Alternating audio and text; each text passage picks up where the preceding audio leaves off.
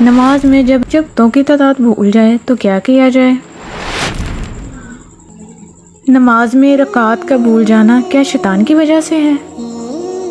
بسم اللہ الرحمن الرحیم۔ اللہ کے نام سے شروع جو بڑا مہربان نہایت رحم کرنے والا ہے۔ السلام علیکم۔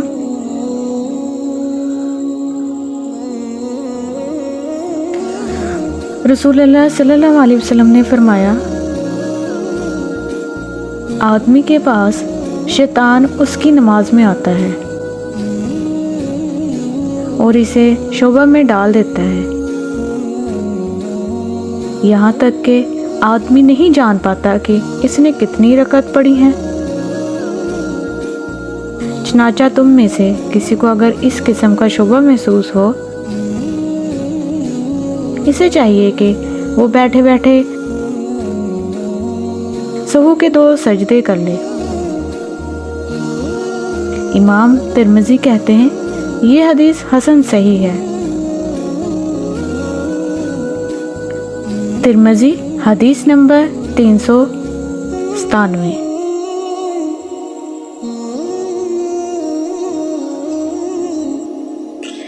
میں نے ابو سعید خدری رضی اللہ تعالی عنہ سے کہا، ہم میں سے کوئی نماز پڑھتا ہے اور یہ نہیں جانتا کہ اس نے کتنی رکعت پڑھی یا وہ کیا کرے؟ تو ابو سعید خدری رضی اللہ تعالی عنہ نے کہا، رسول اللہ صلی اللہ علیہ وسلم نے فرمایا، جب تم میں سے کوئی شخص نماز پڑھے اور یہ نہ جان سکے کہ کتنی پڑھی،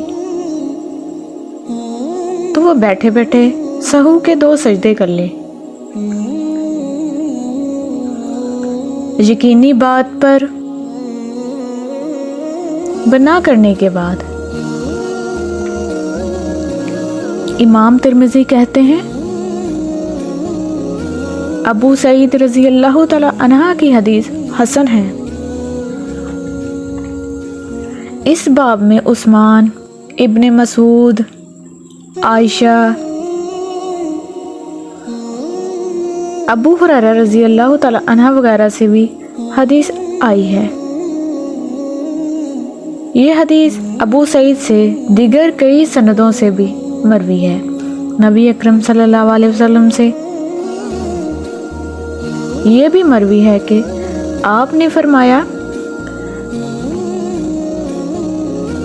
جب تم میں سے کسی کو 1 اور 2 میں شک ہو جائے تو اسے 1 ہی مانے،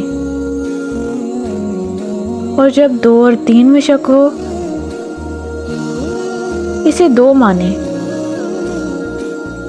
اور اسلام پھیرنے سے پہلے سہو کے 2 سجدے کرے۔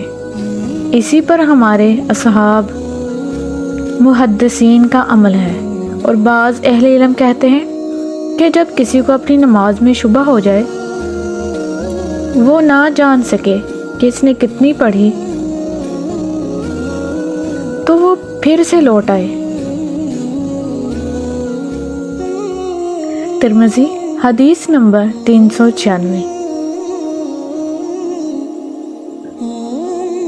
اللہ پاک ہمیں اس پر عمل کرنے کی توفیق عطا فرمائے۔ جزاک اللہ خیرہ۔